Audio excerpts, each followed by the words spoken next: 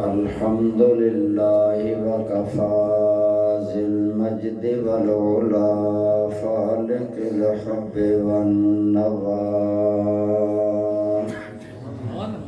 خالق الأرض والسماء وما بينهما وما تحت الثرى هو الذي يصوركم في الأرحام كيف يشاء والصلاة والسلام على سيد الأنبياء وخاتم الأنبياء الذي دنا فتدلى فكان قاب قوسين أو أدنى سيدنا ومولانا وملجأنا ومأوانا محمد المصطفى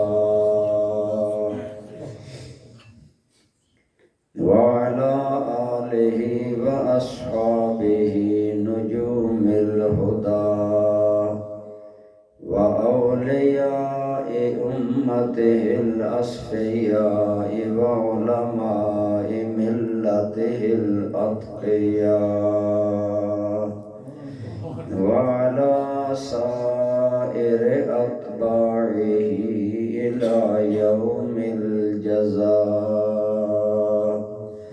أما بعد فأعوذ بالله من الشيطان الرجيم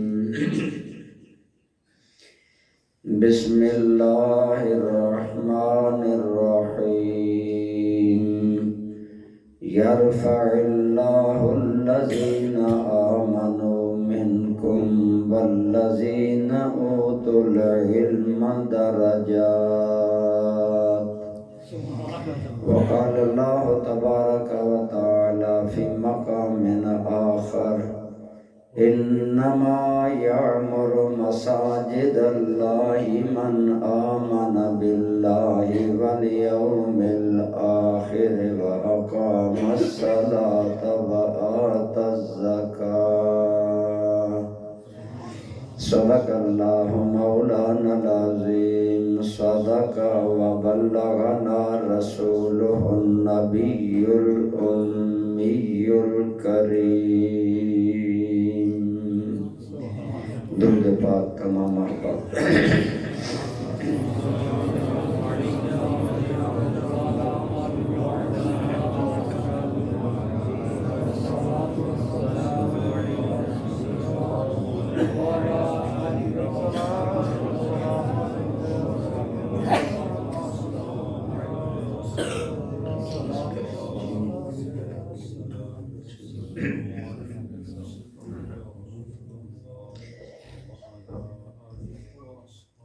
علم کے نور سے منزل کا پتہ ملتا ہے علم کے نور سے منزل کا پتہ ملتا ہے وسعت فکر و نظر ذہن رسا ملتا ہے علم و عرفان سے ہی انسان حقیقت پائی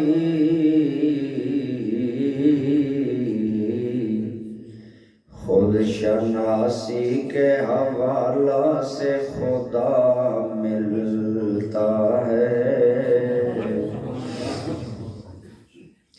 حمد و صلات کے بعد میر محفل استاذ العلماء پیکر اخلاص حضرت علامہ مولانا بشیر احمد چشتی صاحب دامت برکاتکم العالیہ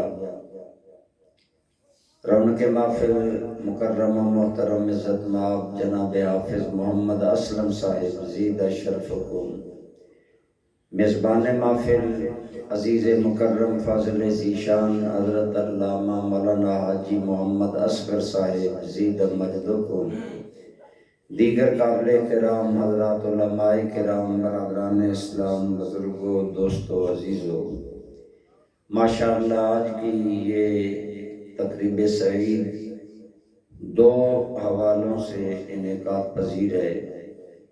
ایک ہمارے عزیزاً حافظ منصور الحق چشتی صاحب نے علوم دینیہ سے اپنے سینے کو منور کیا، اور دوسرا اس محلے میں یہ مسجد کا افتتاح ہے۔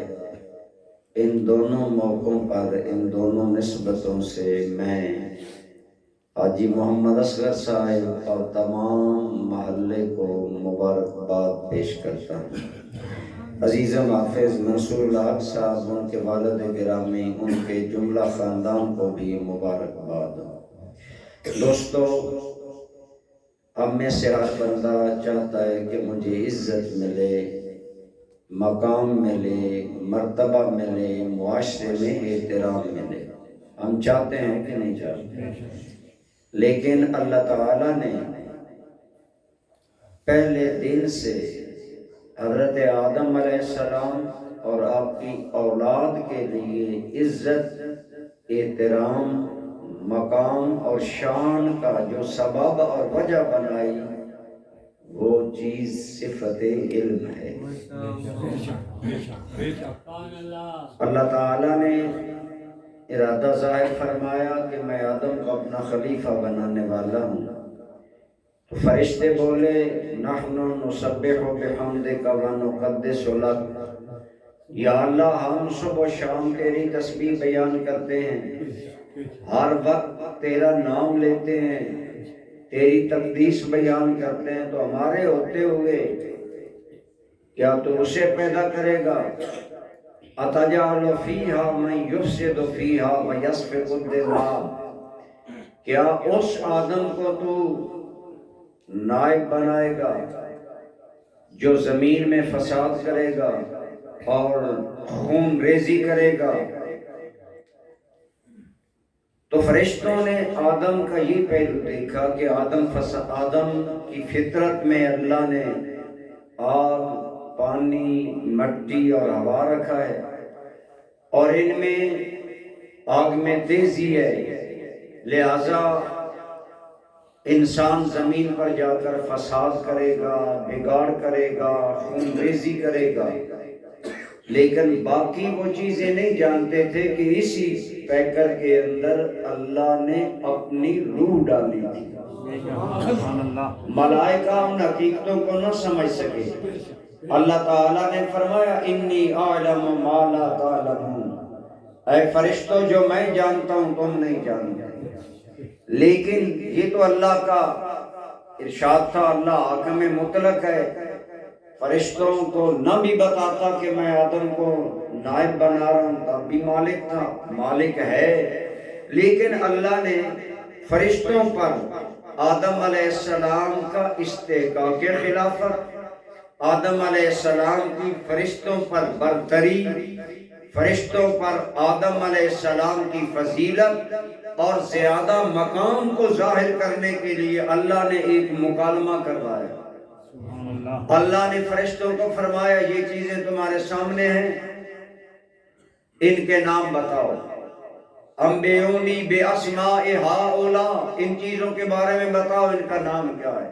مثلا یہ سمجھ لیں کہ یہ چیز سامنے ہوگا، یا کوئی بھی چیز، آسمان، زمین، باقی چیزیں، فرشتے عرض کرنے لگے یا اللہ ہمارے پاس، قالوا سبحانک لا علم لنا الا ما علمتنا انک انت العلیم الحکیم، یا اللہ ہمارے پاس تو اتنا علم ہے جو تو نے دیا، باقی علم تو تیرے پاس ہے۔ اللہ تعالیٰ نے جناب آدم علیہ السلام کو وہ نام ودیت فرما ان کے دل میں بٹھا دیے۔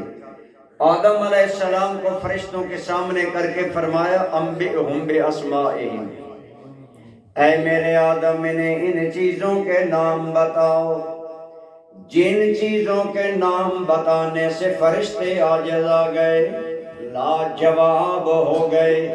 آدم علیہ السلام نے اللہ کی عطا سے ان چیزوں کے نام بتا دیے۔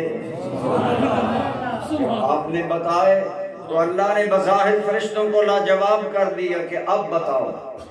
گویا زبان حال سے ارشاد تھا، اے ملائکہ تمہیں اپنی تسبیح پر ناز ہے، تقدیس پر ناز ہے، ذکر اذکار پر ناز ہے، لیکن میں نے تم سے جو زائد وصف اپنے آدم کو عطا کیا وہ میں نے اسے اپنے علم کا مظہر بنا دیا۔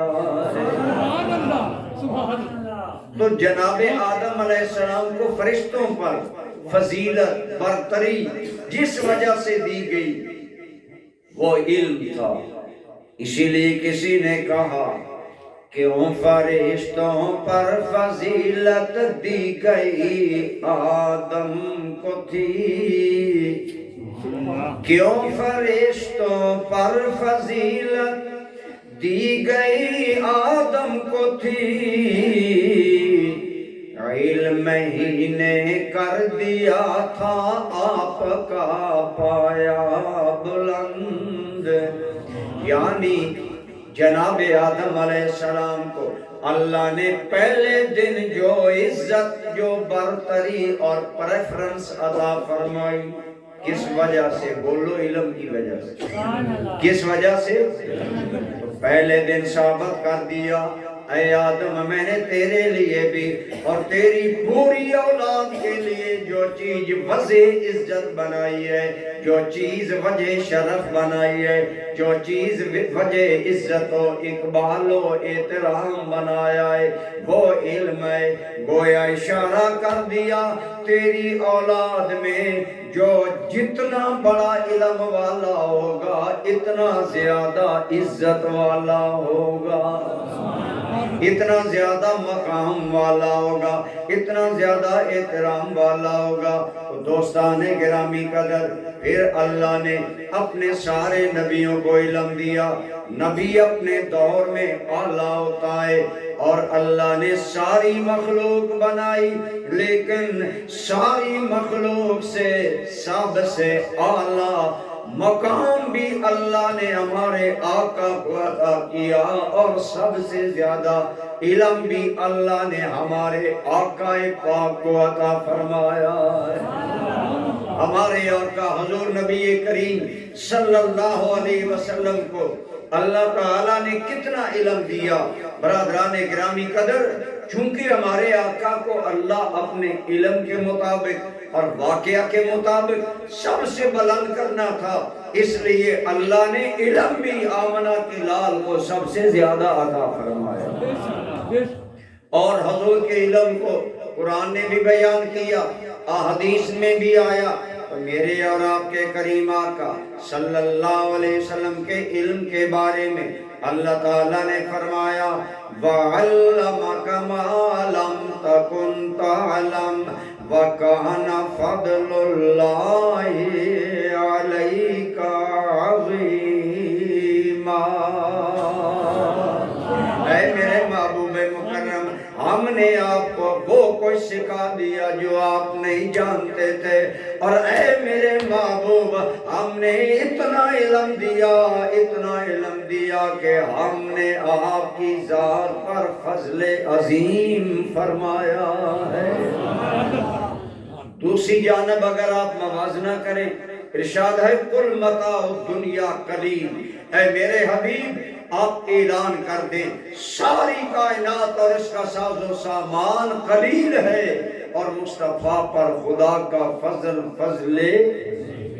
بولیے کیا ہے؟ فضل عظیم ہے۔ اللہ تعالیٰ نے میرے آقا کریم کو قرآن عطا کیا، قرآن خود سکھایا، اور قرآن کے اندر ساری آسمانی کتابوں کے علم اللہ نے اجمال سے جمع کر دیے، اور قرآن مصطفیٰ کے سینے میں رکھ دیا ہے۔ اس لیے اللہ تعالیٰ نے سب سے زیادہ علم ہمارے آقا کریم صلی اللہ علیہ وسلم کو عطا کیا۔ مکتبہ دیوبند کے بہت بڑے عالم مولانا قاسم نانوتوی صاحب بانی دارالعلوم دیوبند، ان کی ایک کتاب ہے تحذیر الناس، اس کے اندر وہ لکھتے ہیں کہ شب معراج جب حضور اللہ کی بارگاہ میں گئے، اللہ کا دیدار پایا، تو واپسی پر فرمایا اے لوگو علمت علم الاولین والآخرین، میرے رب نے مجھے پہلے سارے لوگوں کا علم بھی دے دیا، بعد والوں کا علم بھی دے دیا۔ اللہ تعالیٰ نے مجھے علم میں یہ وسعت عطا فرمائی ہے، تو چونکہ اللہ نے ہمارے آقا کریم صلی اللہ علیہ وسلم کو وسیع علم عطا کیا، اس لیے مقام بھی اللہ نے سب سے بڑا عطا کیا۔ یہی وجہ ہے کہ ہمارے آقا کا مقام ساری کائنات میں سب سے اعلیٰ ہے۔ عام مخلوق کے علموں کی جہاں انتہا ہے، وہاں سے نبی کے علم کی ابتدا ہوتی ہے۔ وجہ یہ آپ اور میں بھی دیکھتے ہیں، لیکن ہم ان آنکھوں سے دیکھتے ہیں، نبی دل کی آنکھ سے دیکھتا ہے، یہ فرق ہوتا ہے۔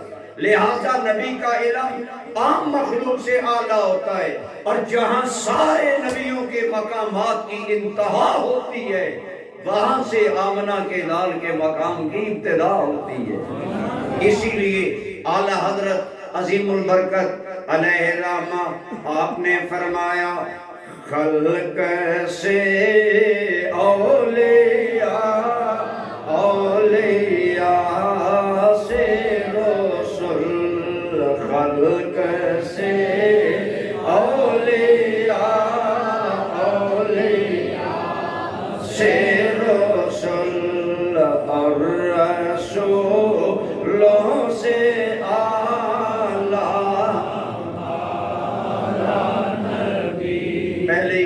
بھی یہ کلام پڑھ رہا تھا، پڑھا کریں تاکہ آپ کے منہ سے حضور کی تعریف نکلے۔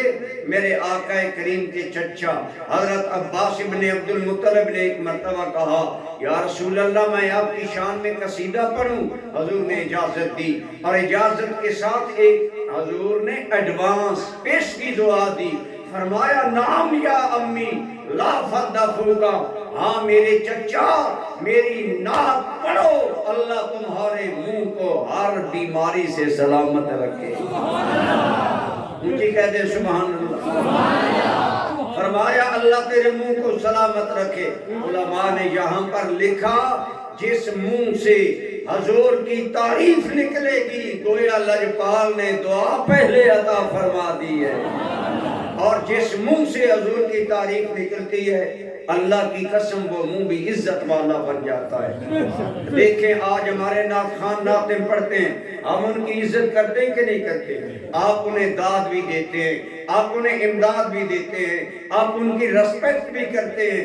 ایسے ہی حضرت حسان ابن ثابت نبی پاک صلی اللہ علیہ وسلم کی نعت پڑھتے تھے، صحابہ ان کا احترام کرتے اور کہتے بڑا تم کمال کرتے ہو۔ تو حضرت حسان بن ثابت کہنے لگے لوگو اگر میں حضور کی تعریف کرتا ہوں تو میں کوئی کمال کی بات نہیں کرتا، اللہ کی قسم جس زبان سے میں مصطفیٰ کا نام لیتا ہوں وہ میری زبان بھی تعریفوں کے قابل ہو جاتی ہے۔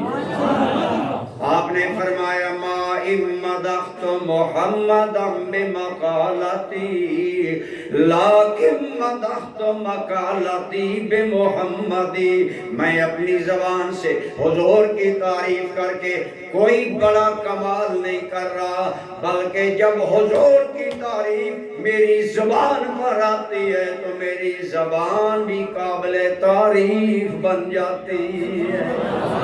اس لیے آپ بھی اپنی زبانیں قابل تعریف بنائیں، بابرکت بنائیں کہ خلق سے اولیاء، اولیاء سے رسول، اور رسول سے اللہ ہمارا نبی، اور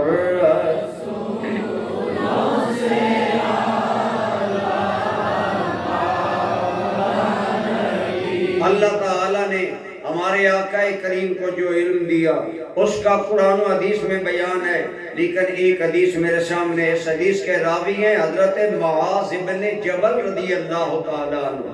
یہ سرکار کے بہت بڑے عظیم الشان صحابی ہیں، یہ حضور کے مجتہد صحابی ہیں، اور امت کو اجتہاد کی دلیل معاذ بن جبل کے قول سے ملی ہے۔ بہت ان کا مقام بلند و بالا ہے، ان کی الگ اگر میں شان تعریف کروں یقین جانے آپ حیران رہ جائیں گے، لیکن وہ موقع نہیں۔ حضرت معاذ بن جبل فرماتے ہیں کہ ایک دن سرکار نے ہمیں صبح کی نماز پڑھائی اور نماز پڑھا کر حضور نے ہماری طرف منہ کیا اور ہماری طرف منہ کر کے ارشاد گرامی فرمایا، آپ نے فرمایا اے میرے صحابہ آج اللہ کا مجھ پر کرم ہوا، رأیت ربی فی احسن سورہ۔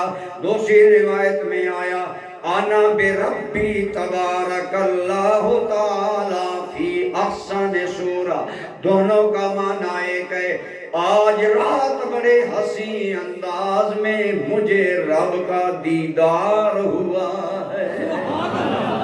اس کیفیت کا عالم کیا ہوگا جب دیدار کرانے والا خدا ہے، کرنے والا مصطفیٰ ہے۔ آپ نے فرمایا اے صحابہ کرام مجھے اللہ کریم کی بڑی حسین انداز میں زیارت ہوئی، دیدار ہوا، اور اللہ کریم نے مجھ سے پوچھا یا محمد فیما یختصم الملأ الاعلی، اے میرے محمد۔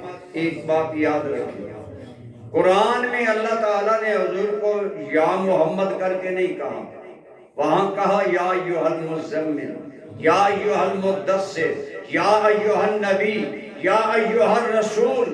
علماء نے فرمایا حبیب مکرم کا نام اللہ نے یا محمد کر کے قرآن میں ذکر نہیں کیا ڈائریکٹ، تاکہ مخلوق کو پتہ چلے کہ محبوب کو ادب سے بلانا ہے۔ لیکن اس حدیث میں اور مقاموں میں آیا اللہ نے نام لیا، محدثین نے لکھا اصل میں دیکھو نا، ایک بچے کا نام ہو بدر، بچے کا نام آپ رکھیں بدر، تو آپ بتائیں بدر کا معنی کیا ہوتا ہے؟ ماشاءاللہ آپ کو پتہ ہے، بولے بدر کا معنی 14ویں کا۔ بچہ آئے مسکرائے تو آپ کہیں او میرے بدر۔ اب آپ کا وہ معنی نام نہیں ہوگا، آپ گویا کہنا چاہتے ہیں او میرے 14ویں کے چاند۔ علماء نے فرمایا جب یا محمد رب کہتا ہے تو رب کہتا ہے اے میرے وہ یار جس کو میں نے سراپا حمد بنا کر دنیا میں بھیج دیا ہے۔ جتنی تیری تعریف کی جائے گی اتنی اور کسی کی نہیں کی جائے گی، اور یہ سچ ہے، مخلوق میں جتنی تعریف ہمارے آقا کریم کی ہوئی اتنی کسی کی نہیں، اپنے پرائے دشمن کی، بلکہ حضور کے نام میں بھی نا، حضور کو معجزات تو ملے نا، حضور کا نام بھی معجزہ ہے۔ معجزہ وہ ہوتا ہے، معجزہ کا لفظی معنی ہے عاجز کر دینے والا۔ بولو معجزہ کا کیا معنی ہے؟ مد مقابل کو عاجز کر دینے والا۔ سرکار کا نام بھی معجزہ ہے۔ کس طرح؟ آپ کا نام نامی ہے محمد، کہیے صلی اللہ، اور محمد کا معنی ہے الذی یحمد حمدا بعد حمد، الذی یحمد مرۃ بعد مرہ، الذی یحمد حمدا لا نہایت لہ۔ محمد وہ ہوتا ہے جس کی ہر ٹائم تعریف ہو، ہر کوئی تعریف کرے، ہر وقت تعریف کرے، اور جس کی جب بھی ہو تعریف ہی تعریف ہے۔ آپ کو سمجھ نہیں آ رہا سبحان اللہ نہیں کہتے یا ویسے مجھے کہتے ہیں سبحان اللہ؟ تو محمد کے معنی میں یہ بات ہے کہ ہر وقت جس کی تعریف ہو، ہر کوئی تعریف۔ کافروں نے ایک مرتبہ کہا ہم عبداللہ کے بیٹے کو عیب لگانا چاہتے ہیں، ہم غیبت کرنا چاہتے ہیں، لیکن جب ہم کہتے ہیں محمد تو محمد کا تو معنی ہے تعریفوں والا، محمد کا تو معنی ہے حمد و ستائش والا، تو ہم اس کی پھر غیبت کیا کریں، ہم ان کے بارے میں کوئی غلط بات کیا کریں؟ انہوں نے کہا اچھا پھر کیا کریں؟ ایک آدمی نے کہا ایسا کرو آج کے بعد عبداللہ کے بیٹے کو مذمم کر کے بلانا ہے۔ انہوں نے اپنا ایک برا ارادہ ظاہر کیا۔ مذمم کا معنی ہے جس کی مذمت کی جائے، جس کی مذمت کی جائے۔ اب انہوں نے یہ کہا جب یہی بات سرکار کو بتائی گئی کہ یا رسول اللہ صلی اللہ علیہ وسلم کافروں نے اپنے پاس آپ کا نام مزمم رکھ لیا ہے، اب وہ آپ کو اس نام سے بلاتے ہیں۔ اب سنیں میرے کریم نے کیا فرمایا۔ آپ نے فرمایا اے لوگو، اللہ نے مجھے معاندین، منکرین، دشمنوں اور اللہ نے ان کافروں کی مذمت سے کیسے مجھے بچا کر رکھا۔ وہ جب بھی مذمت کرتے ہیں، مذمم کی کرتے ہیں، وجعلنی ربی محمدا، وہ سارے نقص مذمم کے بیان کرتے ہیں، اللہ نے مجھے تو محمد ہی بنایا ہے۔ کیا بنایا ہے؟ مگر آپ سوچیں نا، ان کا نام بھی معجزہ ہے کہ آپ کے مد مقابل عاجز آ گئے کہ ہم اگر ان کی مذمت کریں، کوئی تنقید کریں تو کیسے۔ بہرحال اللہ کریم نے فرمایا، میرے آقا فرماتے ہیں خواب میں اللہ نے مجھے فرمایا اے میرے محبوب مکرم، عالم بالا والے فرشتے کس بارے میں بحث کر رہے ہیں، آپس میں تکرار کیا کر رہے ہیں؟ سرکار نے عرض کیا یا رب العالمین، ایک روایت میں عرض کیا اللہ اعلم، یا اللہ تو جانتا ہے، دوسری روایت میں عرض کیا لا ادری، یا اللہ مجھے علم نہیں عالم بالا والے کیا کر رہے ہیں۔ اب اللہ نے حبیب کو علم دیا، کس انداز میں دیا؟ میرے آقا فرماتے ہیں فَوَضَعَ كَفَّهُ بَيْنَ كَتَفَيَّ، اللہ نے اپنا یہ دست قدرت، اپنی ہتھیلی میرے دونوں کندھوں کے درمیان رکھی، اور حدیث پاک میں آتا ہے حَتَّى وَجَدْتُ بَرْدَهُ حَتَّى وَجَدْتُ بَرْدَ أَنَامِلِهِ بَيْنَ صَدَيَّ، اللہ نے اپنی شان کے مطابق اپنا دست قدرت میرے دونوں کندھوں کے درمیان رکھا، جس کی ٹھنڈک میں نے دل میں محسوس کی۔ اب نتیجہ کیا نکلا؟ اللہ کے اس دست قدرت رکھنے سے میرے دل میں ٹھنڈک آئی، فَتَجَلَّى لِي كُلُّ شَيْءٍ، کائنات کی ہر چیز مجھ پر روشن ہو گئی۔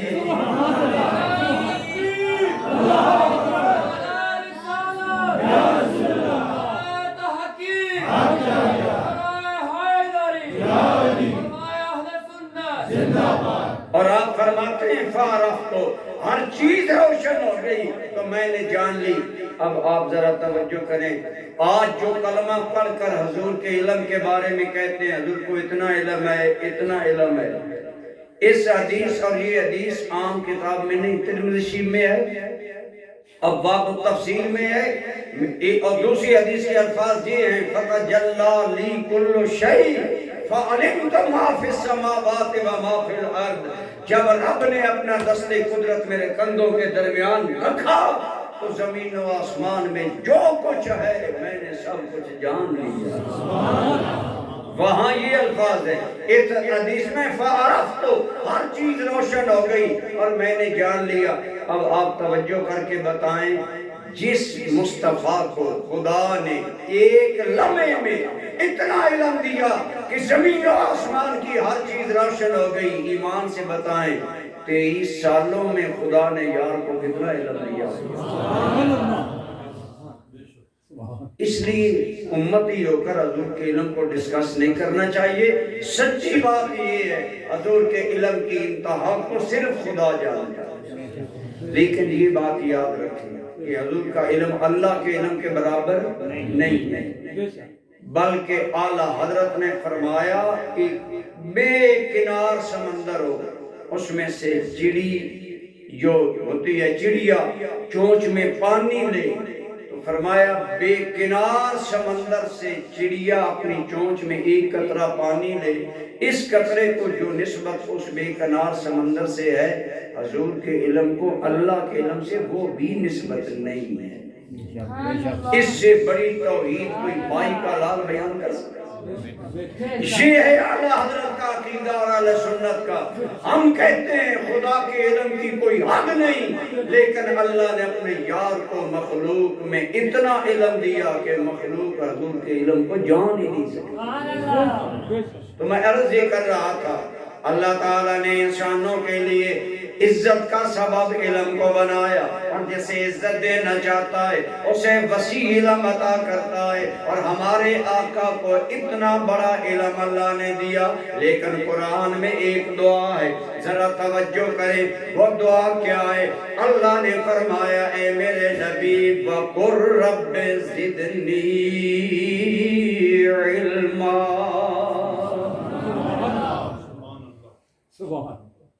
اور باہر والے تو سردی میں، اندر والے تو نہیں پوچھی کہ سبحان اللہ۔ میں دوسری تقریر کر رہا ہوں، اب کتنے گھنٹے چل کر آپ کے پاس آیا ہوں، لیکن آپ ڈھیلی سی کہتے ہیں آج تو خوشی کا ماحول ہے، اور اونچی کہیں سبحان اللہ۔ اللہ کریم نے فرمایا وَقُلْ رَبِّ زِدْنِی عِلْمًا، اے میرے حبیب مجھ سے مانگا کریں، دعا مانگا کریں، اے اللہ میرے علم کو اور زیادہ کر دے اور میرا علم بڑھا دے۔ قابل توجہ ہے بات، ایک لمحے جنہیں ساری کائنات کی چیزوں کا علم دے دیا گیا، 23 سال کتنا علم ملا، پھر بھی رب کہتا ہے میرے نبی اور علم مانگ۔ علماء نے فرمایا اللہ کریم نے یہ دعا حضور کو کیوں سکھائی؟ اگلی بات آپ کے لیے اور میرے لیے۔ علماء فرماتے ہیں اتنے وسیع علم اللہ نے اپنے محبوب کریم صلی اللہ علیہ وسلم کو دیے، پھر یہ دعا اس لیے سکھائی گئی تاکہ حضور کی امت کو علم کی عظمت کا پتہ چل جائے کہ علم بہت بڑی اللہ کی نعمت ہے، جتنی بھی مل جائے اور ملنی چاہیے اور ملنی چاہیے۔ پتہ چلا علم وہ نعمت ہے جنہیں ملتی ہے ان پر خدا کا بے حد و بے حساب کرم ہوتا ہے۔ اسی لیے مولا علی جو ولیوں کے سرتاج بھی ہیں، رسول اللہ کے علم کے شہر کے دروازے بھی ہیں، حضرت علی عموماً زندگی غربت فقر و فاقہ میں گزاری، لیکن آپ مال والوں کو دیکھ کر کبھی یہ نہیں سمجھتے تھے مال والے بڑے ہیں۔ آج دنیا اسے سلوٹ کرتی ہے جو بیرون ملک رہتا ہے، بیرون ملک سے آتا ہے، زیادہ مالدار ہے۔ آج دنیا مالدار کی عزت کرتی ہے، لیکن مولا علی کہتے ہیں ردینا قسمت الجبار فینا لنا علم وللجہال مالو، ہم رب کی تقسیم پر راضی ہیں۔ اللہ نے جاہلوں کو مال دیا ہے، ہمیں علم دیا ہے۔ کیا فرمایا؟ اللہ نے ہمیں، اونچا بولے، اللہ نے ہمیں۔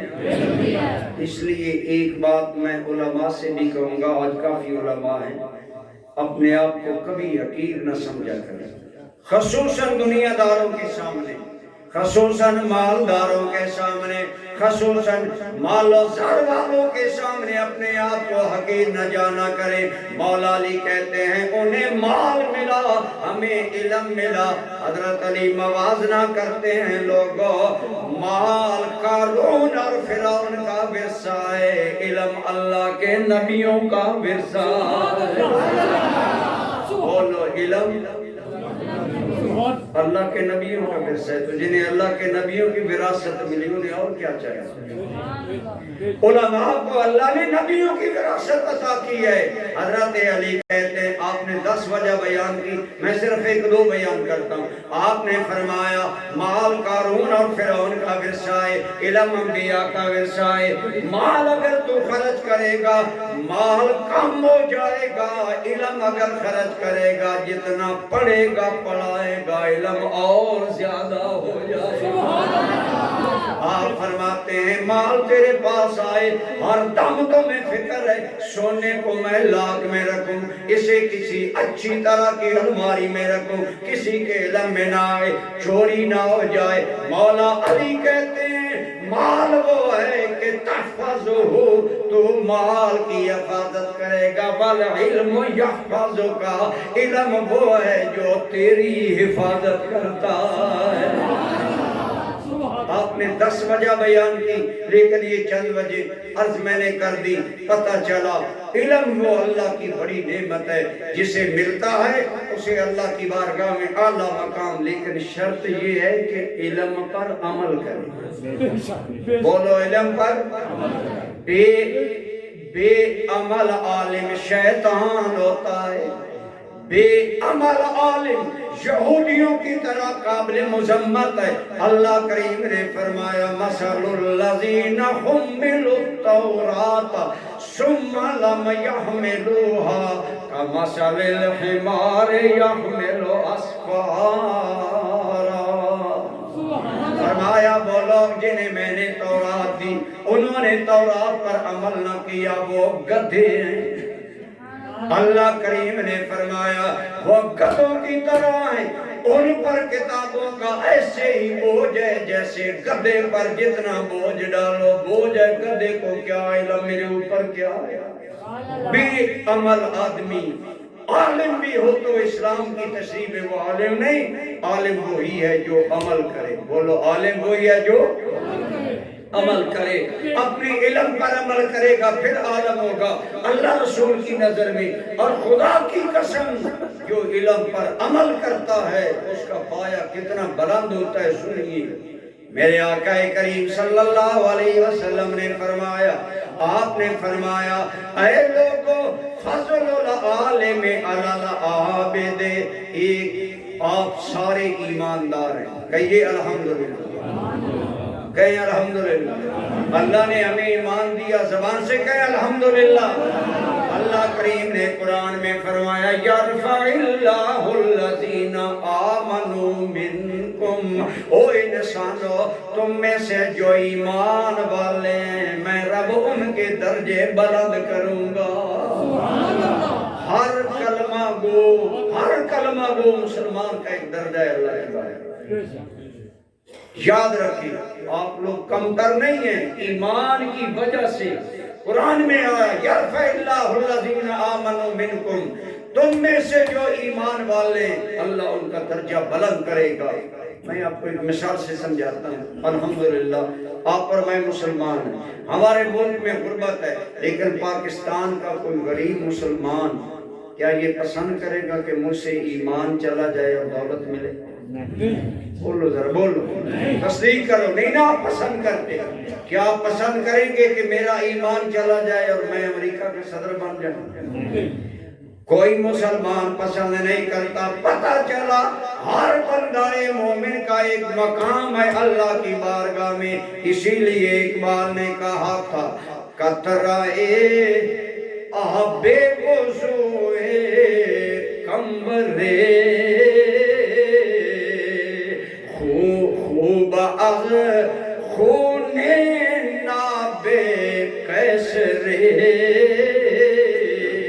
اس کا معنی اقبال کہتے ہیں او بندہ مسلمان، او ایماندار، غلام بھی ہو، اللہ کی قسم غلام مسلمان آدمی کے وضو کے پانی کا قطرہ ایک بے ایمان بادشاہ کے خون سے بھی زیادہ قیمتی ہوتا ہے۔ یہ ہر بندہ مومن کی شان ہے، ہر ایماندار کی یہ شان ہے۔ اب دیکھیں اگر آپ کو ابھی بھی نہیں سمجھ آ رہی، ہم میں سے ہر بندہ عموماً جب کوئی کام شروع کرتا ہے بسم اللہ پڑھتا ہے کہ نہیں؟ بولیے، کوئی خوشی ہو الحمدللہ آپ کہتے ہیں کہ نہیں؟ یہ کلمات اللہ کی قسم آپ کو پتہ ہی نہیں کہ آپ کا مقام کیا ہے۔ ہر بندہ مومن بے ایمانوں سے 1000 درجے بہتر ہے، اور یہ کتنا کرم ہے کہ ہمیں بے ساختہ کوئی خوشی ملے تو منہ پر آتا ہے الحمدللہ الحمدللہ۔ اگر ہم کوئی پریشانی دیکھیں تو منہ سے نکلتا ہے استغفر اللہ لا حول ولا قوت الا باللہ۔ یہ وہ کرم ہے جو ایماندار کو نصیب ہے، کہیں الحمدللہ۔ تو ہر بندہ مومن اللہ کی بارگاہ میں ایک درجہ رکھتا ہے اور اس کا مقام بلند و بالا ہے۔ یہی وجہ ہے ایماندار بے عمل بھی ہوگا نا بالآخر ضرور جنت میں جائے گا، بالآخر ضرور جنت میں جائے گا۔ اس لیے ایماندار فرمایا ہر بندہ مومن اللہ اس کا درجہ بلند کرے گا. یعنی کافروں کے مقابلے میں ہر کلمہ گو کا درجہ بلند ہے. پھر کلمہ گو لوگوں میں درجہ بندی ہے. ایک بے نماز، بے زکوٰۃ، بے عمل مسلمان ہے، وہ اس مسلمان کے برابر نہیں جو نمازی ہے، جو غازی ہے، جو اللہ رسول کا فرما بردار ہے، نیکوکار ہے. اور پھر وہ مسلمان جو ایماندار بھی ہو، شب زندہ دار بھی ہو، عبادت گزار بھی ہو، بتائیں اس کا درجہ اعلیٰ ہوگا کہ نہیں ہوگا؟ اونچا بولیں، اس کا درجہ بلند ہے. لیکن سنیے میرے کریم کیا فرماتے ہیں. اللہ کریم نے بھی فرمایا یرفع اللہ الذین آمنوا منکم، اللہ ایمان والوں کے درجے بھی بلند کرے گا. اللہ کی قسم آپ کو مجھے پتہ نہیں چلتا، ہم بے شعوری میں بھی جتنا اللہ کا ذکر کرتے ہیں ایک ایک حرف کا ہمیں بدلہ ملے گا. اسی طرح درجے آخر میں ظاہر ہوں گے، یہ الگ موضوع ہے. ہر ایماندار کا ایک درجہ ہے، لیکن ایمانداروں میں پھر نیکوں کا درجہ بلند ہے، عبادت گزاروں کا درجہ بلند ہے. آگے اللہ نے فرمایا یرفع اللہ الذین آمنوا منکم والذین اوتوا العلم درجات. اللہ ایمان والے سارے لوگوں کو اعلیٰ درجے دے گا، لیکن ایمان والوں میں بھی اللہ وہ لوگ جو ایمان والے بھی ہوں گے، علم والے بھی ہوں گے، اللہ اور ان کے درجے. گویا بندہ مومن عالم بھی ہو، علم بھی ہو، علم سے درجہ بڑھتا ہے. ہر آدمی کا علم برابر نہیں ہوتا. جاہل سے عام مسلمان کا علم زیادہ ہوتا ہے، عام اساتذہ سکول کے ٹیچروں کا علم زیادہ ہوتا ہے. درجہ بندی ہوتی ہے، جو علم زیادہ ہوگا درجہ بلند ہوگا. اور جو میرے آقا کی امت کا متقی عالم ہے، با عمل عالم ہے، اس کا درجہ سنیں. میرے آقا کریم صلی اللہ علیہ وسلم نے فرمایا فضل العالم علی العابد کفضل البدر علی سائر النجوم لیلۃ البدر. او کما قال علیہ السلام، فرمایا لوگو جیسے عام ستاروں پر 14ویں رات والے چاند کو فضیلت ہے، وہ میری امت کے با عمل عالم کو عام عبادت گزار مومن پر فضیلت ہے. گویا عالم کا درجہ عام ایمانداروں سے بہت بلند و بالا ہوتا ہے. ایک اور حدیث سنیے، میرے آقا کریم صلی اللہ علیہ وسلم نے صحابہ کے مجمع میں فرمایا فضل العالم علی العابد کفضلی علی ادناکم. او کما قال علیہ السلام، میرے آقا کریم صلی اللہ علیہ وسلم نے فرمایا اے لوگو، جتنی فضیلت مجھ محمد مصطفیٰ کو تم میں سے ادنا بندے پر ہے، اتنی فضیلت میری امت کے با عمل عالم کو عبادت گزار پر ہے. ایک عبادت کرنے والا، اللہ اللہ کرنے والا مومن اللہ کی بارگاہ میں، اس کا مطلب ہے بڑا درجہ رکھتا ہے. آپ نے مسجد بنائی، عبادت گزار بنے. مسجد عبادت کے لیے ہوتی ہے، اگر مسجد بن جائے عبادت نہ ہو، گویا مسجد بننے کا مقصد پورا. آج یہی حال ہے، مسلمان ڈیرے ڈیرے پہ مسجد بنا رہے ہیں، اور مسجد بناتے ہیں تو بہترین رقم لگتی ہے، اور مسجد قیمتی کروڑوں روپیہ لگ گیا مسجد میں، لیکن جب اذان ہوتی ہے تو مسجد کی ایک صف بھی پوری. یہ ہے نا سوالیہ نشان ہمارے اوپر. اقبال نے کہا تھا مسجد تو بنا دی شب بھر میں ایمان کی حرارت والوں نے، من اپنا پرانا پاپی ہے برسوں سے نمازی بن نہ سکا. اصل میں اقبال نے یہ شعر اس لیے لکھا تھا، ایک مسجد مسلمان بنانا چاہتے تھے، ہندو نہیں بنانے دیتے تھے، گرا دیتے، مسلمان بناتے. اب مسلمانوں نے کیا کیا، راتوں رات مسجد بنا کر صبح سٹے لے لیا. اقبال نے کہا مسجد تو بنا دی ہے، الحمدللہ ایمان کی گرمی تھی، رات کے اندر سارا کام کر دکھایا، اور پھر ان ہندوؤں کا راستہ بھی روک لیا. لیکن بتا تیرا من نمازی بنا ہے کہ نہیں بنا؟ مسجد کا افتتاح ہے، آپ سب محلے والوں سے، ارد گرد والوں سے یہ سوال ہوگا، ہم سب سے سوال ہوگا، تمہارے محلے میں مسجدیں تھی، تم مسجدیں آباد کرنے والے تھے یا آباد کرنے والے نہیں تھے؟ ایک اور بات یاد رکھیں، میں بول رہا ہوں، آپ سمجھ رہے ہیں میری بات؟ بولیں، سمجھ رہے ہیں نا، سن رہے ہیں نا؟ لیکن ہم سمجھتے ہیں یہ دیوار ہے، یہ نہیں سن رہے۔ آج بولتی نہیں، ہر چیز قیامت کے دن گواہ بن رہا ہے۔ قیامت کا دن ہوگا، یہی مسجد آئے گی، اور جو بھی بندہ اللہ کا ذکر کرتا ہے، سبحان اللہ کہتا ہے، ماشاء اللہ کہتا ہے، نعرہ تکبیر کا جواب دیتا ہے، اللہ رب العالمین کا نام لیتا ہے، اللہ کی قسم یہ دیواریں گواہ بن کر آئیں گی، یہ چھت گواہ بن کر آئیں گے، یہ زمین گواہ بن کر آئے گی۔ ایک حدیث میں آتا ہے جب نمازی بندہ مر جاتا ہے تو کیا ہوتا ہے؟ ہم نمازیوں کو کم تر جانتے ہیں، نمازی کی کوئی عزت نہیں کرتے۔ حدیث پاک میں آتا ہے جب بندہ مومن نمازی مرتا ہے تو وہ زمین کا ٹکڑا جس پر وہ نمازی نماز پڑھتا تھا، وہ زمین کا ٹکڑا بھی روتا ہے، اور آسمان کا وہ دروازہ جس سے اس کی نماز نیک عمل اوپر جاتا تھا، وہ بھی دروازہ آسمان کا روتا ہے۔ تو میں نہیں جانتا،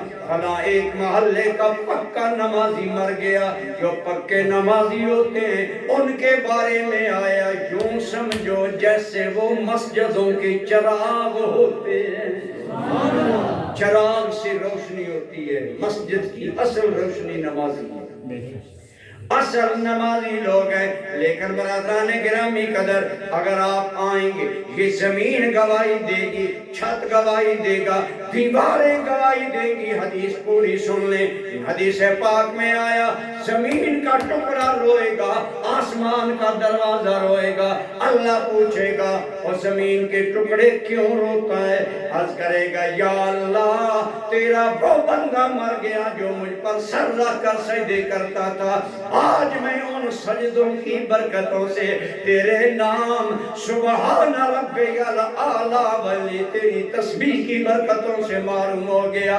یا اللہ میں اپنی اس معرومی پر میں رحمت، میں برکت، میں کرم سے معروم ہو گیا، میں رو رہا ہوں۔ اللہ فرمائے گا اے میرے زمین کے ٹکڑے بتا تو راضی کیسے ہوتا ہے؟ عرض کرے گا یا اللہ اس سجدہ کرنے والے کو بخش دے۔ رب کہتا ہے وہ زمین کے ٹکڑے تو بھی رونا بند کر، آسمان کے دروازے تو رو رہا ہے، تجھ سے اس کی نیکیاں آتی تھی، تم بھی تھم جا، گواہ بن جاؤ، میں نے اپنے اس بندے کو بخش دیا ہے۔ یہ ہے ایک بندہ مومن کی شان، یہ ہے ایک نمازی کی شان، یہ ہے اللہ کے ان بندوں کی شان جو مسجدیں آباد کرتے ہیں۔ لیکن آج ہماری مسجدیں آباد ہیں یا ویران ہیں، ہم خود فیصلہ کر سکتے ہیں۔ آذان ہوتی ہے، بازار دکانیں کھلی ہیں، بازار آباد ہیں، مسجدیں ویران ہیں۔ اگر یہ ویران رہیں گی، اگر یہ تیرے حق میں نماز پڑھنے پر گواہی دے گی، ایک ایک سجدے کی گواہی دیں گی، اور اگر تو نمازی نہیں بنے گا پھر بتا ان کا معاملہ کیا ہوگا؟ یہ چیخ چیخ کر کہیں گی یا اللہ ہمیں بنایا گیا لیکن ہمیں ویران رکھا گیا۔ اقبال نے یہی بات فرمائی تھی کہ مسجدیں مرثیہ کہاں ہیں کہ نمازی نہ رہے، یعنی وہ صاحب اوصاف حجازی نہ رہے۔ آج مسجدیں عموماً مرثیے میں ہیں، ہماری 4000 کی آبادی سے عموماً 10 نمازی نکلتے ہیں۔ کتنا ظلم ہے، بستی ساری مسلمانوں کی۔ اللہ کی قسم میرے دوستو، تیرے نمازوں نے، تیرے مسجدیں آباد کرنے کے جذبے نے کافروں کو اسلام دے دیا۔ ایک کتاب ہے، اس کتاب کا نام ہے وائی وی ایکسپٹ اسلام، ہم مسلمان کیوں ہوئے، ہم نے اسلام کیوں قبول کیا۔ ڈاکٹر عبد الغنی پی ایچ ڈی کی یہ کتاب اصل میں انگلش میں ہے، اس کی ٹرانسلیٹ کی گئی اردو میں، وہ میں نے پڑھی۔ اس میں ایک کافر کا واقعہ لکھا تھا کہ میں مسلمان کیسے ہوں۔ ابتداء وہ عیسائی تھا، وہ کہتا ہے کہ ہماری ہندوستان میں جب حکومت تھی، ان کی حکومت یہاں رہی ہے، آپ کو تقریر نہیں سمجھ آ رہی، ان کی حکومت یہاں رہی ہے، کہتا ہے ہماری حکومت تھی یہاں۔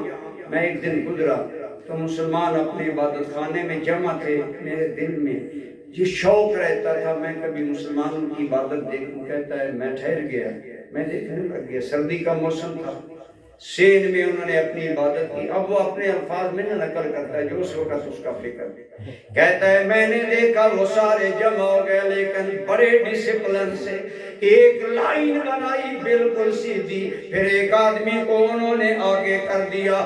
اب اتنا ڈسپلن تھا ان کی عبادت میں، آگے والا کھڑا ہوتا یہ سارے کھڑے ہوتے، وہ جھکتا یہ جھک جاتے، وہ زمین پر گرتا یہ گر جاتے، وہ بیٹھتا یہ بیٹھ جاتے، وہ دائیں منہ موڑتا یہ سارے دائیں منہ موڑتے، وہ بائیں منہ موڑتا یہ سارے موڑ دیتے۔ وہ یہ باتیں کہتا ہے، میرے دل پر جو امپریشن ہوا، جو اثر ہوا، میرا دل کہنے لگا ان کی نماز میں بڑا ڈسپلن ہے، بڑا نظم و ضبط ہے، بڑی منظم عبادت ہے ان کی۔ کہتا ہے میرے دل میں یہ پہلی ایمان کی چنگاری یوں پھوٹی، میرے دل میں خیال آیا اگر ان کی عبادت منظم ہے، ان کا دین بھی منظم ہوگا۔ کہتا ہے میں نے اسلامی تعلیمات پر مبنی کتاب مارکیٹ سے خریدی، پھر مطالعہ کرنے لگا، جو جو مطالعہ بڑھتا گیا اسلام کا نظم و ضبط میرے دل میں جمتا چلا گیا، حتیٰ کہ جب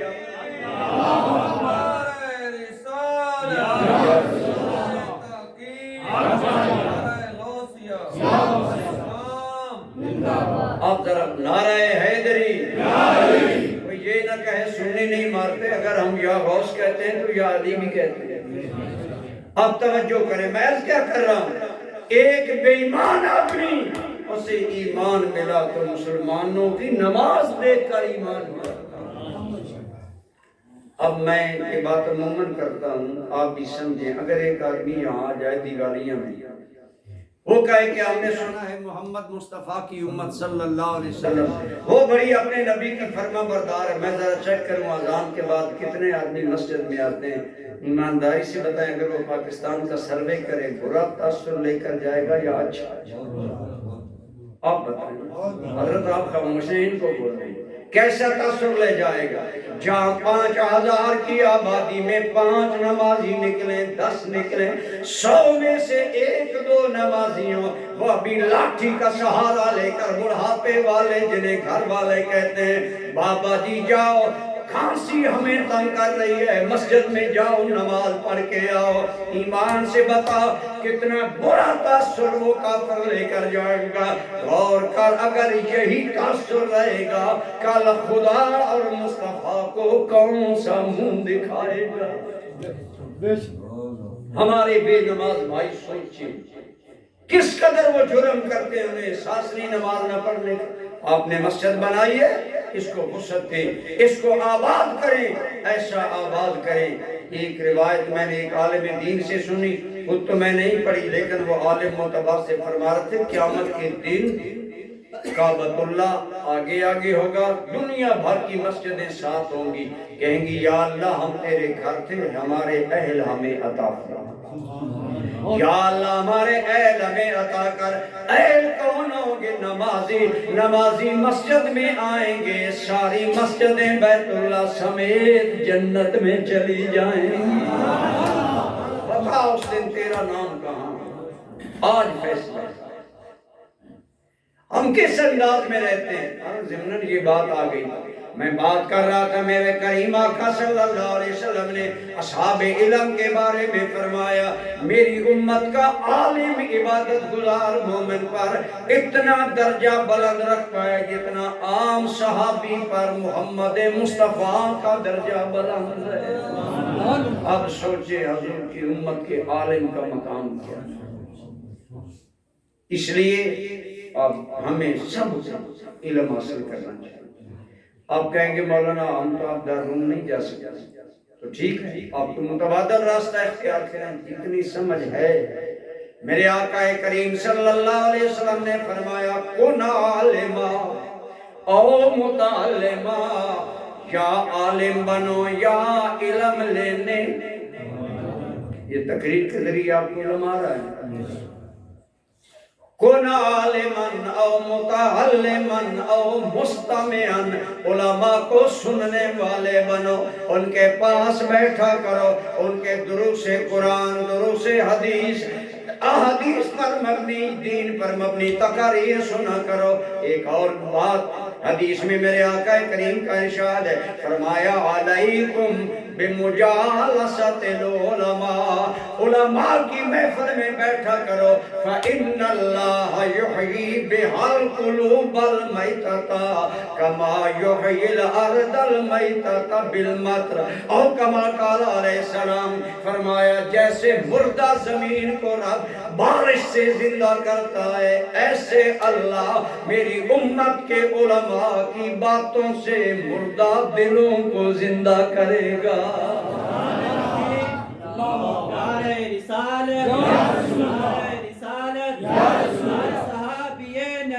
جنتی جنتی، ہر صحابی نبی جنتی جنتی. تو اس لیے برادران اسلام فرمایا کن عالما، عالم بن، نہیں بن سکا متعلم، علم لینے والا بن. یہ نہیں بن سکا مستمعن، علماء کو سنا کرو. او محبن، یا علماء سے محبت کرنے والے بنو. ولا تکن خامسا، پانچواں نہ بننا. گویا میرے کریم نے فرمایا اگر سعادتیں چاہتا ہے تو ان چار میں سے کوئی ایک بن. اور علماء سے محبت کرنے والے معلوم نہیں ہیں کہ میرے آقا کریم صلی اللہ علیہ وسلم نے فرمایا قیامت کے دن انبیاء شفاعت کریں گے، شہداء علماء شفاعت کریں گے. شہداء شفاعت حدیث میں ترتیب یوں ہے، فرمایا انبیاء شفاعت کریں گے قیامت میں، دوسرے نمبر پر علماء کا نام ہے، تیسرے نمبر پر شہداء کا ہے. محدثین نے فرمایا شہید کا نام پہلے آنا چاہیے، شہید تو جان رب کے نام پر دیتا ہے. جواب دیا گیا شہید یک بار کی جاتا ہے، جان دے کر اللہ کو منا لیتا ہے. عالم ساری زندگی رسول اللہ کی شریعت کا علم تقسیم فرماتا ہے. اس لیے گویا اللہ کی بارگاہ میں شہید سے زیادہ عالم کا درجہ ہے. اور عالم ربانی اللہ کی قسم اس کا تو اتنا درجہ ہے. اللہ ہمیں بنائے.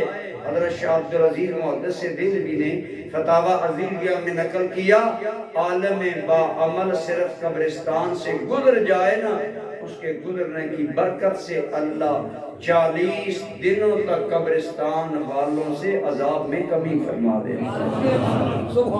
صرف عالم با عمل گزر جائے، اور اگر دعا کرے تو پھر کیا عالم ہے. ایک آدمی حضرت غوث پاک کی بارگاہ میں آیا. یہ ربیع الثانی غوث پاک کے ذکر کا مہینہ عموماً ہوتا ہے. اس نے کہا حضرت میرا باپ مر گیا، دعا کرے اللہ میرے باپ کی بخشش کرے. تو حضرت غوث پاک نے ارشاد فرمایا یہ بتا تیرا والد مجھ سے محبت کرتا تھا؟ حضرت غوث پاک بہت بڑے عالم تھے، بہت بڑے، اپنے دور کے یگانہ روزگار عالم تھے. اس نے عرض کیا حضور یقیناً آپ سے محبت کرتے ہوں گے کیونکہ آپ کا ذکر کرتے ہیں. آپ نے فرمایا کبھی تیرے والد میرے مدرسہ میں آئے؟ حضور میرے علم میں تو نہیں، لیکن آپ سے ارادت تھی آئیں. اگلی بات سنیں. حضور غوث پاک نے فرمایا اگر تیرا والد کسی دن میرے مدرسے کے دروازے سے گزرتے ہوئے محبت کی نظر سے میرے مدرسے کو دیکھا ہے تو اللہ اس کی بخشش فرمائے. جہاں علماء پڑھتے ہیں، بچے پڑھتے ہیں، اگر ان مدرسوں سے پیار کرنے سے بخشش ہوتی ہے تو علماء کا مقام ہے. اس لیے علم کی قدر کریں، علم حاصل کیا کریں، علماء کی عزت کیا کریں، ان کے پاس بیٹھا کریں. اور مسجد کے حوالہ سے یہی حدیث میں نے جو شروع کی، اس حدیث کے اندر میں نے عرض کیا تھا نا، سرکار فرماتے ہیں اللہ نے میری پشت پر ہاتھ رکھا. بولو اللہ نے میری، تو ہر چیز بولے ذرا ہر چیز. ایک بڑی پیاری بات آپ کو عرض کروں. بعض علماء نے لکھا سرکار کی پشت پر اللہ کا ہاتھ تھا ہر کائنات کی چیز روشن ہو گئی، دعا کیا کرو میری پشت پر کسی کا ہاتھ ہو، اور اگر تیری پشت پر تیرے ماں باپ کا ہاتھ ہوگا، تیرے مرشد کا ہاتھ ہوگا، دل کے دروازے کھلتے چلے جائیں۔ یہ اشارہ تھا اس حدیث میں۔ اس لیے بزرگوں سے وابستہ ہونا چاہیے، اہل اللہ سے وابستہ ہونا۔ آگے سرکار کریم فرماتے ہیں جب ہر چیز روشن ہوگی تو اللہ نے فرمایا اب میرے نبی بتا، عالم بالا والے فرشتے کس بارے میں آپس میں باتیں کر رہے ہیں؟ سرکار کریم فرماتے ہیں یا اللہ اب میں نے جان لیا وہ کیا باتیں کر رہے ہیں۔ اب سنو فرشتے کیا باتیں کر رہے تھے۔ وہ ساری حدیث پاک میں آئیں، عرض کیا یا رب العالمین تیرے ملائکہ کفاروں کے بارے میں ڈسکس کر رہے ہیں، یہ کر رہے ہیں کہ اللہ تعالیٰ اپنے بندوں کے گناہوں کا کفارہ کس کس چیز کو بناتا ہے۔ آپ اور میں ہم کمزور لوگ ہیں، ہم سے گناہ ہو جاتے ہیں، اگر چاہتے ہیں ہمارے گناہوں کا کفارہ یہاں ادا ہو جائے تو اگلی 3 باتیں سنیں۔ حدیث پاک میں آتا ہے اللہ تعالیٰ نے مجھ سے پوچھا، سرکار فرماتے اچھا بتا میرے حبیب، گویا اللہ قابل غور ہے بھائی، اللہ تعالیٰ ساری بات یار کی زبان سے امت کو سنانا چاہتا ہے۔ فرمایا ما ہننا، اے میرے نبی وہ کیا باتیں کر رہے ہیں؟ قل تو میں نے کہا یا رب العالمین وہ کہہ رہے ہیں 3 باتیں گناہوں کا کفارہ بنتی ہیں۔ پہلی بات مشی الاقدام الی المجالس، وہ قدم جو چل کر مسجدوں کی جانب جاتے ہیں، ہر قدم تیرے گناہوں کا کفارہ بن رہا ہے۔ جتنے قدم چل کر آتے ہیں مسجد، 5 ٹائم جو نیک بخت آدمی چل کر آئے۔ مدینہ پاک میں قبیلہ تھا، اس قبیلے کا نام تھا بنی سلیم، ان کے گھر مسجد نبوی سے دور تھے، وہ نا امیر آدمی تھے۔ انہوں نے سوچا مسجد نبوی پہنچتے پہنچتے بڑی دیر لگتی ہے، مدینہ طیبہ ہم مسجد نبوی کے قریب مکان خریدیں۔ جب سرکار کریم صلی اللہ علیہ وسلم جیسے آپ کہتے ہیں ذرا لوگوں کو بتاؤ آر دو، ہم نے مکان خریدنا ہے۔ جب یہ بات آگے چلی حضور کے علم میں آیا صلی اللہ علیہ وسلم، تو آپ نے بلایا، فرمایا کیوں مسجد نبوی کے قریب آنا چاہتے ہو؟ یا رسول اللہ صلی اللہ علیہ وسلم ہمارے گھر دور ہیں اور ہمیں کافی چل کر آنا پڑتا ہے۔ تو میرے آقا کریم صلی اللہ علیہ وسلم نے فرمایا تمہاری مرضی ہے مکان خریدو یا نہ خریدو، لیکن سن لو جو بندہ مومن گھر سے وضو کر کے مسجد میں نماز کے ارادے سے آتا ہے، ہر قدم پر اللہ اس اپنے بندے کو ایک نیکی دیتا ہے، ایک گناہ معاف کرتا ہے، ایک درجہ بلند کر دیتا ہے۔ یہ ہے مسجدوں کی طرف چل کر آنے کا اجر۔ وہ خوشبخت ہیں، انہیں مبارک ہو نمازیوں کو جو صبح شام اللہ کے گھر میں آتے ہیں۔ یہیں پر ایک اور حدیث منہ سے سننے، میرے کریم آقا صلی اللہ علیہ وسلم نے فرمایا قیامت کے دن بڑی شدید تاریکی ہوگی، سخت اندھیرا ہوگا، لیکن فرمایا میرے رب نے فرمایا اے میرے پیارے نبی بشر الماشین الی المساجد فی الظلمت نورا کاملا او کما قال علیہ السلام۔ میرے آقا فرماتے میرے رب نے مجھے فرمایا اے میرے نبی جو تیرے امتی اندھیرے میں بھی مسجد کی طرف چل کر آتے ہیں انہیں خوشخبری سنا دو، قیامت کے دن وہ آئیں گے تو ان کے آگے آگے کامل نور رہنمائی کرے گا۔ یہ ہے مسجدوں کی طرف آنے کا سبب۔ پہلی بات جو گناہوں کا کفارہ بنے گی وہ مسجدوں کی طرف آنا ہے۔ دوسری بات والجماعات فی المساجد بعد الصلوات، کئی بندے نماز پڑھتے ہیں کام بھی کوئی نہیں، جلد مسجد سے بھاگتے ہیں۔ فرمایا میرے وہ امتی جو نماز پڑھنے کے بعد بھی مسجد میں بیٹھے رہتے ہیں، یعنی ذکر کرتے ہیں، اللہ پاک کا نام نامی لیتے ہیں، مسجد میں یہ بیٹھنا بھی گناہوں کا کفارہ ہے۔ علماء نے فرمایا اس حدیث میں ذکر کا نام نہیں ہے، صرف نمازوں کے بعد مسجد میں بیٹھنا، اس لیے علماء نے فرمایا ذکر کرے تو نور علی نور، ذکر نہ بھی کرے صرف مسجد میں بیٹھا رہے تب بھی ثواب ملے گا۔ ارے جہاں صرف بیٹھنا ثواب ہے ان جگہوں کو آباد کرنا چاہیے کہ نہیں کرنا چاہیے۔ اور تیسری چیز میرے آقا فرماتے ہیں وَإِسْبَاغُ الْوُضُوءِ فِي الْمَكْرُوهَاتِ، جب وضو کرنا مشکل ہو اس وقت وضو کرنا گناہوں کا کفارہ بن جائے گا۔ آج بہت سے آدمی نمازی نہیں بنتے، یہ پانی ٹھنڈا ہے، وضو کرنا بڑا مشکل ہے، لیکن سنیے میرے کریم صلی اللہ علیہ وسلم نے فرمایا، دوسری حدیث کے الفاظ ہیں الوضوء عند المکارہ، جب وضو کرنا طبیعت پر بڑا بھاری ہو، جو میرا امتی وضو کرے گا یہ وضو میرے امتی کے گناہوں کا کفارہ بن جائے گا۔ بڑی شدید سردی تھی، حضرت عثمان غنی وضو کرنے لگے، غلام نے کہا حضرت ٹھہرے میں پانی لاتا ہوں، وہ یہ گرم پانی کا کہہ رہا ہوگا۔ حضرت عثمان غنی نے فرمایا نہیں مجھے وضو کرنے دو، میں نے رسول اللہ سے سنا ہے کہ جو میرا امتی اس وقت وضو کرتا ہے جب وضو کرنا مشکل ہوتا ہے تو اللہ کریم اس وضو کے صدقے میرے امتی کے گناہ معاف فرماتا ہے۔ تو یہ ہے فضیلت۔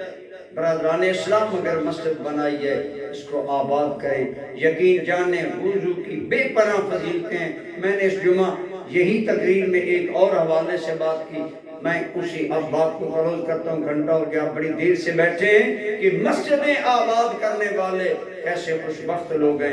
حدیث پاک میں آتا ہے جو لوگ مسجدیں آباد کرنے والے ہیں نا اور پکے نمازی ہیں، اور پھر جیسا کہ آیا بیٹھتے بھی ہیں، اگر وہ ہو جائے نا بیمار تو وہ فرشتے جو نماز کی حاضری لگانے آتے ہیں وہ پوچھتے ہیں وہ اللہ کے گھر کا چراغ کہاں گیا؟ اب بتائیں جن کے بارے میں اللہ کے نوری ملائکہ پوچھیں ان کی عظمتوں کا عالم کیا ہے، کتنا اللہ تعالیٰ انہیں اجر عطا فرمائے گا۔ اس لیے برادران اسلام آج مسجدیں آباد کرنے والے بنے، ہم مسلمانوں پر لازم ہے کہ ہم مسجدیں آباد کریں، جماعت کے ساتھ نماز کی کوشش کیا کریں۔ مجبوری ہو تو اسلام وہ دین فطرت ہے جو عذر قبول کرتا ہے۔ آپ دیکھیں قیام فرض ہے، بولیں قیام، کھڑا ہو کر نماز پڑھنا فرض ہے، لیکن اگر آدمی بیمار ہو تو اجازت ہے نا بیٹھ کر پڑھ لے، اگر بیٹھ کر نہیں پڑھ سکتا ٹیک لگا لے، اشارے سے پڑھ لے، فرمایا پڑھو میرے یار کی امتی ہو، ہم قبول کر لیں۔ یہ کرم ہے، یہ مہربانی ہے، اسلام عذر قبول کرتا ہے کہ اگر عذر ہے تو جماعت سے نہ ہو، لیکن اگر عذر نہیں پھر بھی جماعت میں نہیں آتا، گویا مسجد کی رونق نہیں بڑھاتا۔ میرے آقا کریم صلی اللہ علیہ وسلم نے فرمایا میرا جی چاہتا ہے آذان کے بعد جو لوگ بلا عذر جماعت میں شامل نہیں ہوتے میں جنگل سے لکڑیاں لاؤں اور ان کے گھروں کو آگ لگا کر جلا دوں۔ اتنی بڑی ناراضگی رحمت للعالمین کی ذات ان لوگوں پر کر رہی ہے جو جماعت سے شامل نہیں ہوتے۔ لہٰذا ہمیں چاہیے کہ ہم اللہ کے گھروں کو بھی آباد کریں، علم دین پڑھیں۔ برادران اسلام ایک بات یاد رکھیں، دین زندہ علم کی برکت سے قیامت تک رہے گا۔ میرے آقا کریم صلی اللہ علیہ وسلم نے فرمایا علم قیامت کی علامات میں سے یہ ہے کہ علم دنیا سے اٹھ جائے گا۔ صحابہ کرام نے کہا یا رسول اللہ صلی اللہ علیہ وسلم آپ نے ہمیں علم دیا، ہم اپنی نسلوں کو پڑھائیں گے، علم کیسے ختم ہوگا؟ فرمایا ایک عالم جس پائے کا فوت ہوگا پھر اس پائے کا عالم پیدا نہیں ہوگا۔ آج ہم بچوں کو انجینئرنگ کراتے ہیں، ڈاکٹر بناتے ہیں، اللہ پیسہ دے تو دنیاوی مرتبے دلاتے ہیں، عالم دین نہیں بناتے۔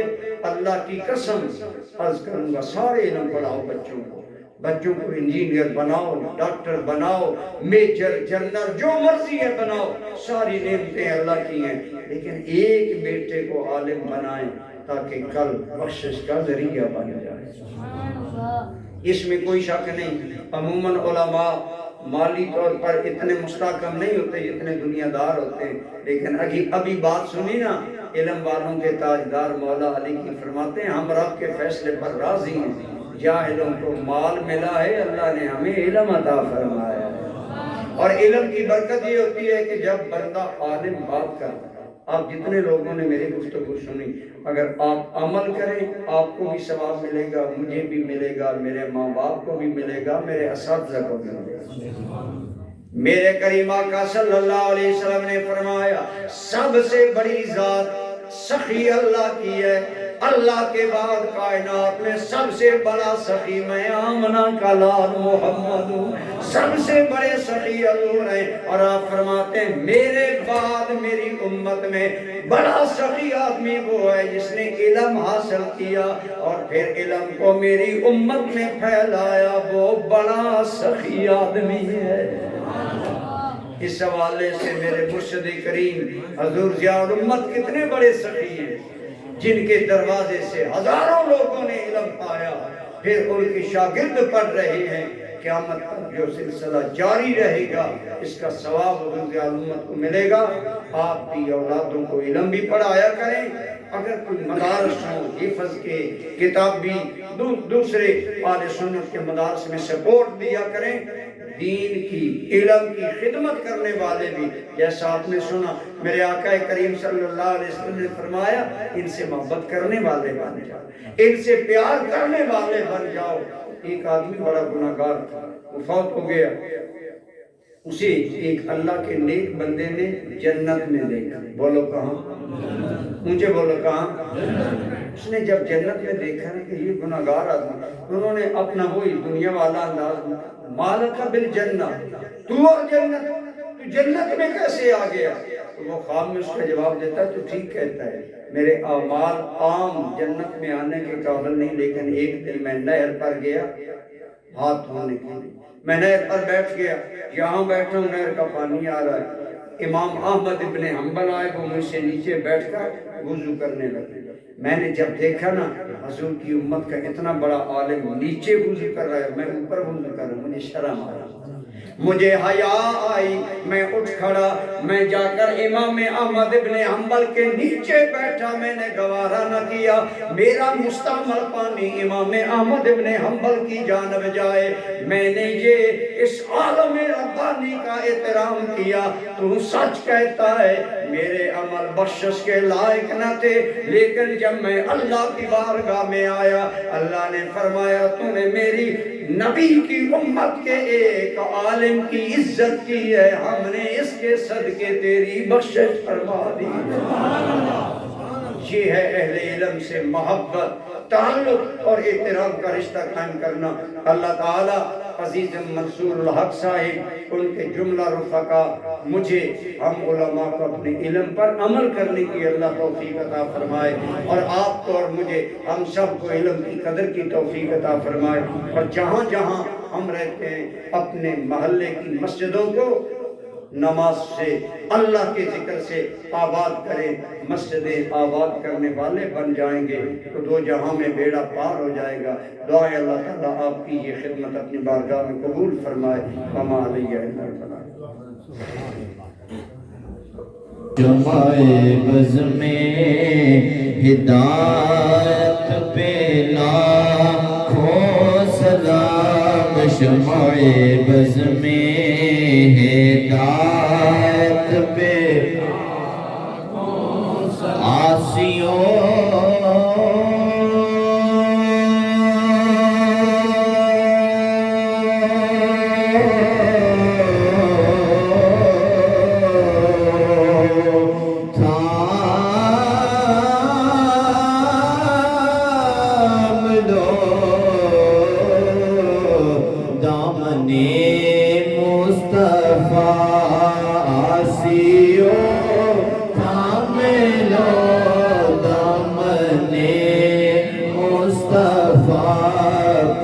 پڑھو رب کی رحمت پہ لاکھوں سلام، مصطفیٰ جان رحمت پہ لاکھوں سلام، شمع بز میں ہدایت پہ لاکھوں سلام، ان کے مولا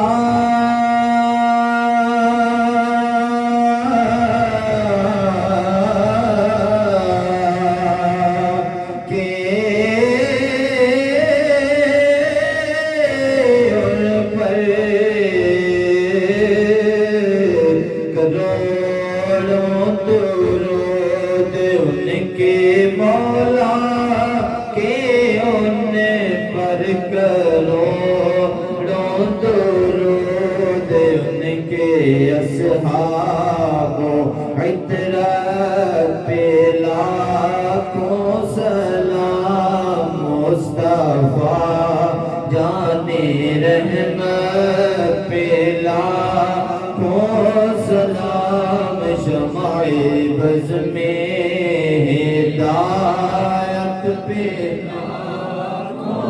السلام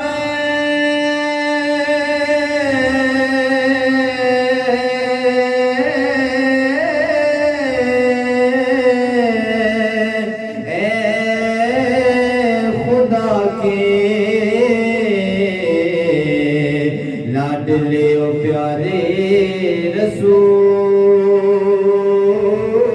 رسول اور یہ سلام عاجزانہ ہو قبول اور اے سخی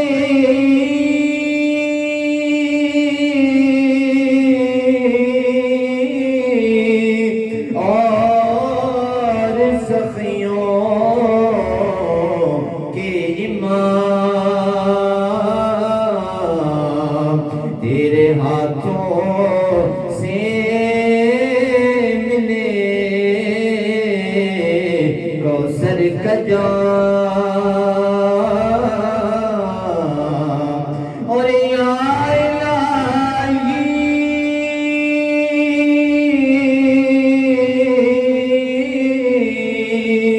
کہ عطا عشق رسول اور یہ سلام عاجزانہ